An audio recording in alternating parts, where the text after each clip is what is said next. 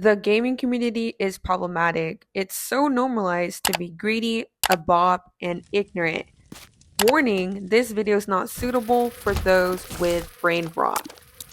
I like having public access to the internet. I use it every day for social media or to do research for my videos. But sometimes I question why the Amnesia. internet isn't that regulated because the people on here are proudly unhinged. The most common example of this would be racism within the gaming community. Despite the issue being older than your grandmother, you can still find this practice being used in online games like Call of Duty. These people swear it's what makes the game fun. Every time I encounter these people, I can't stop thinking of that one video where they feature the blue Doritos. They have done absolutely nothing wrong, but they're blue. I've always hated the color blue. You know why? Why? No reason. I swear that's how dumb those racists sound, especially the ones in America. What are you doing here? America is one of the most diverse countries around the world, yet you're still here. Anyways, I bet these people are very glad that there's no diversity among streamers and gamers. Here's a list of the top streamers and gamers in America, and as you can tell, the majority of them are white males. Before I move forward, I'm going to note that I don't hate white people nor men. I'm just saying that there needs to be more representation. Like I stated before, America is a diverse country, so there's no excuse for the lack of POC or disabled representation. All you see is white men. I did see a couple of females on the list, but the majority of them are still white and or slash weird. They think it's empowering to strip themselves on a site that allows 13-year-olds to create an account. These people are more delusional than me because that shit is not empowering, it's weird.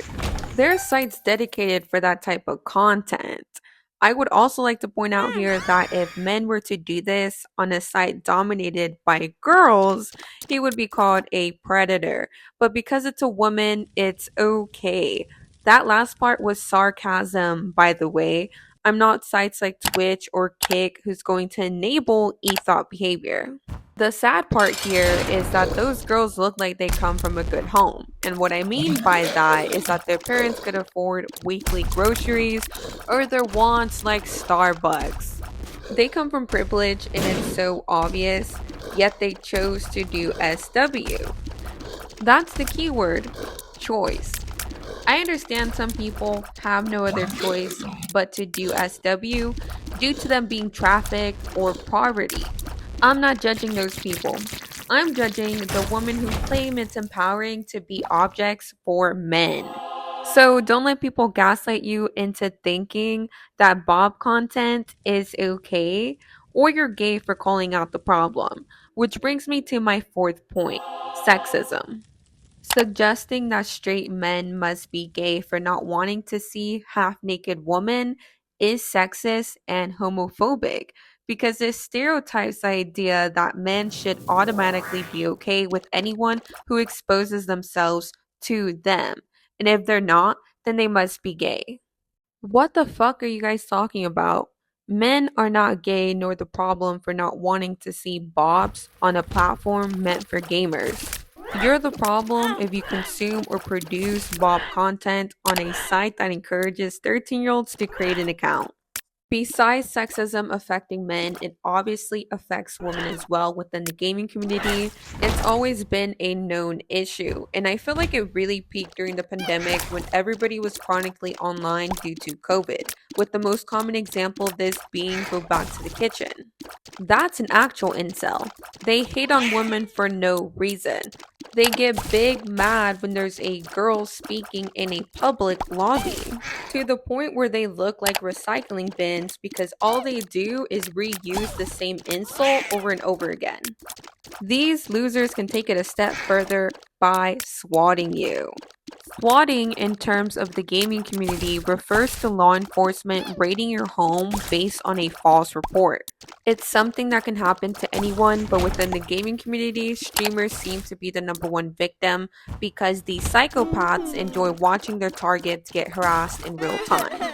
Thankfully, the majority of these incidents do get cleared up, but the mental toll you receive after having multiple loaded guns pointed at you sounds horrible. You don't feel safe in your own home, and you're angry because the person who terrorized you wasn't held accountable despite them terrorizing you. Swatting innocent people is sick behavior. That's why I refer to these people as psychopaths because they lack empathy. They enjoy watching people's life being put in danger. Do you know who else lacks empathy? People who are greedy. They're willing to do just about anything for money. Even harass their own viewers like Kira Chats, who was previously known as Bad Bunny, but had to do a whole entire rebrand after this incident. $5 a month. How do you have hours of time to watch me and not $5? It's ridiculous how entitled some streamers and influencers can be with their viewers' money. But hey, at least she didn't try to hide her greed behind policies. That's what Twitch does. They're notorious for modifying their policies to benefit both them and the bots for max profit. Even though they allowed 13-year-olds to create an account on their platform. And I already know what the enablers are going to say. Well, it's their parents' responsibility to blah, blah, blah. Listen, I agree to a certain extent, but you guys need to keep the same energy towards Twitch. They're the ones allowing adult content. So it's not really appropriate for them to advertise their site to teens as young as 13 if they're going to have grown women strip on their platform. You're either child friendly or you're not. There's no in between. And that same logic applies to any social media platform that's going to allow teens to join.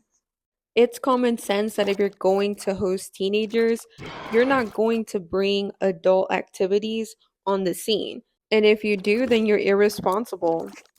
That's exactly what ended up happening with Twitch. They became irresponsible.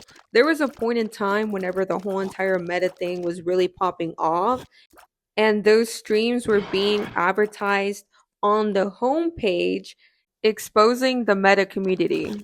And when people started pointing out how inappropriate the meta community was, what did Twitch decide to do? They modified their policies even further to benefit both them and their bops, basically allowing them to stream quote unquote more artistic nudity, which ended up backfiring because people started retaliating against their new policies by trolling or taking advantage of the new update. There were VTubers who updated their avatar and they were very exposed. It was wild, it was weird. Twitch didn't even look like Twitch. It honestly looked like a spicy site. Not even a week later, on December 15th of 2023, Twitch decided to roll back on the artistic nudity. Despite this, as of May of 2024, you can still find bops on Twitch. The difference now is that they're not going to be advertised on the homepage. Yeah, so that's all the points I'm going to touch on today. If I miss anything, let me know down below in the comments so we can further discuss these issues. Because the gaming community loves to normalize inappropriate or toxic behavior a little too much.